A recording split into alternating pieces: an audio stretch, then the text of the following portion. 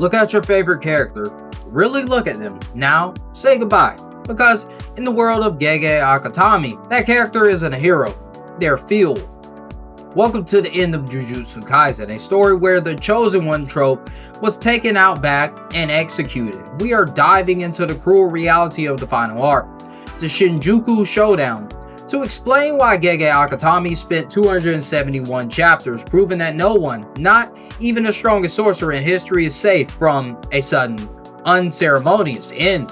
To understand why JJK is so lethal, we have to look at the philosophy that started it all, the proper death.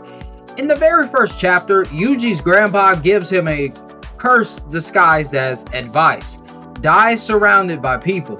This sets a standard for morality that is unique to the series. In most shonen, a hero dies in a blaze of glory after completing their character arc. It's satisfying, it's poetic, it's what we call a ceremonial leave. But Gege Akutami hates your satisfaction. Look at the competition. In Naruto, people come back as zombies to give one last speech. In One Piece, the will of peace means you can survive a nuclear blast as long as you're a side character.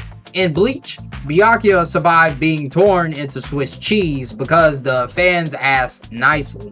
JJK rejects the safety valve. Akutami's philosophy is the sorcerers die with regrets.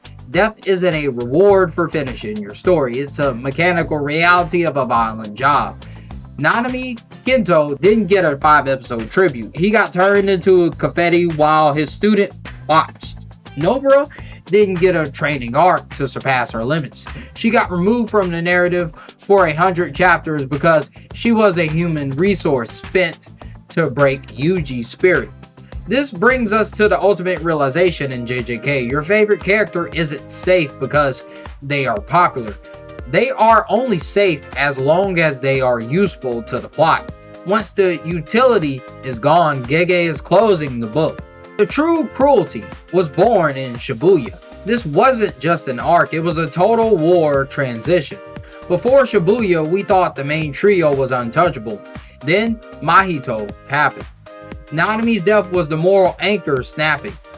He was the adult in the room, the guys who retired because the job was too shitty, only to come back because he couldn't leave his children to do the dirty work. His death was a brutal execution designed to force Yuji to abandon the childish idea of saving everyone. Then the Culling Games turned the series into a literal meat grinder. This arc was designed to optimize curse energy through force evolution. It didn't matter if you were a legendary sorcerer from the past like Ryu or a special grade like Yuki Tsukumo. Yuki's death is still one of the most controversial moments in the fandom. As one of the only 4 special grades, she had the power to generate a literal black hole. She was a philosophical foil to Kenjaku, and yet she was snuffed out in 3 chapters. Why? Because her death served to show how truly untouchable Kenjaku was. It's called the Worf effect, and Gege uses it like a blunt instrument. If you're feeling a sense of trauma fatigue watching this, don't worry, the fandom is right there with you. This era gave birth to Lobotomy Kaisen. Let's take a second to talk about the fans, because when a series is this cruel, the only defense mechanism is collective insanity. Lobotomy Kaisen isn't just a hashtag, it's a psychological state. When Gege announced 3-week break right after killing a major character, the community didn't just wait, they spiraled. We got "Nah, I'd win" before a global mockery of overconfidence. We got fraud Kuna because Sukuna had to hide behind a 10-foot-tall Mahara daddy to beat Gojo. But the peak of this madness was chapter 236, the global reactionary event. Thanks to leaks culture, the image of Gojo's bisected body was blasted across the internet before the chapter was even out. Students were failing exams, people were screaming on terraces. It was a catastrophic meltdown, and the execution off screen. One chapter, Gojo is winning. The next, he's in an airport talking to his dead friends. This was a deliberate choice by Akutami to put us in the student's shoes. One second, your superhero is there, and the next, the safety net is gone. No build-up, no glorious send-off, just the cold, hard cessation of existence.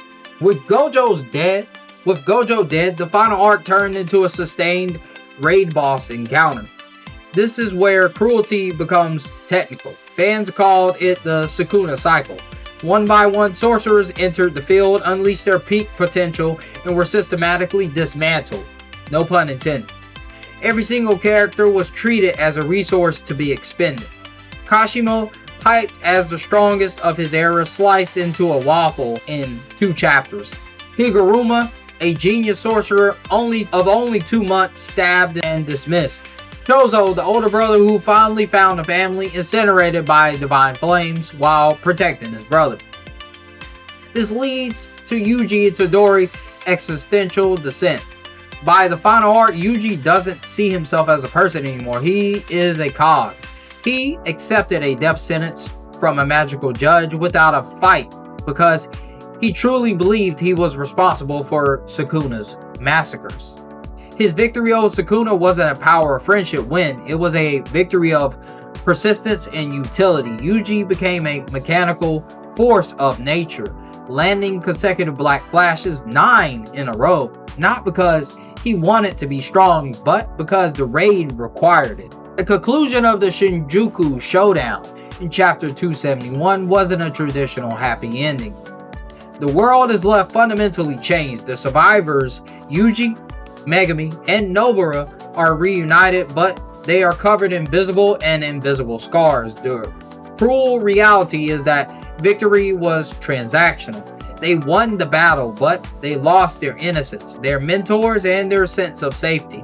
The final panel shows Sukuna's finger in a shrine, a reminder that in the world built on negative emotions, peace is a fragile, temporary state. Akutami's commitment to a total vulnerability made every chapter carry genuine weight. By ensuring no one was safe, he created a trauma bonding experience between the audience and the narrative that defines this generation of manga. So, was it peak fiction or just a series of unnecessary deaths? Let me know if your therapist is currently on speed dial because of this arc in the comments below. If you made it to the end and you still have a functioning brain after all that lobotomy, then expand your domain by clicking that like button and subscribe to the channel. It's the only bonding vow I'll ever ask for. Support the channel or I'll let Gege Akutami write your life story. And trust me, you don't want to see your own afterlife airport scene. See me to route. Peace.